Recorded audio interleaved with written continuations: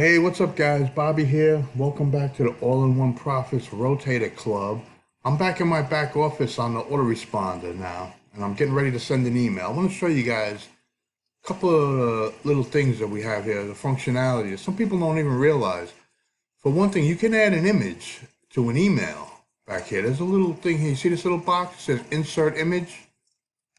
Okay, you can use this if you have the image URL. I never use this, guys. But, obviously it's here. You can use it. You put the URL there, fill it out, whatever. What I do is this. Let me show you. I'm going to go grab an image. Okay, this is a banner that we have in our, in the file section of our group, on Facebook, our Facebook group.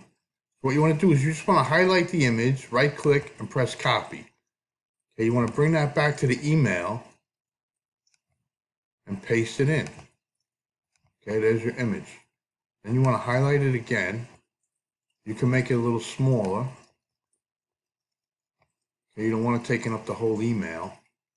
So you can make it a little smaller. Maybe it'll load a little faster too. Then you can highlight it again and put your link in. Okay, totalteambuilder.com. Open a new window. RC for the Rotator Club. That's done. Now I have a clickable image inside my email. I'm going to send an email today with a banner or another picture in it. Let me show you something else. I'm going to probably link it to this video. So I'm probably grab one of these images. Okay, just to let them know that they're going to a video. And when people see this, it makes them more apt to click. It makes them want to click it to see what's on the other side. So I'll pick one of these images. Maybe this one. I like this one. That's a nice little image. But I'll get to that later. But I'm just showing you. Just copy one of these images and paste it right in. Very simple. Okay, let me go back there. Also, guys, the font size. Okay, you can play around with this, guys. You don't have to use whatever shows up. I like to use number 4. Right, you see it right here. It's a good size. Not too big, not too small. And also the font family.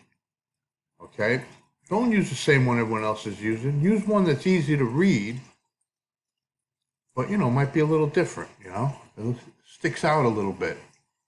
And always use the same one. Once you pick one, stick with it. I like Georgia. I like this comic one, Comic Sans. But anyway, you know what to do, guys. Get in there, mess around, try it out, and that's it for now, I guess, guys. Just want to show you how to put a clickable image inside an email. All right, so make sure you get in the Facebook group.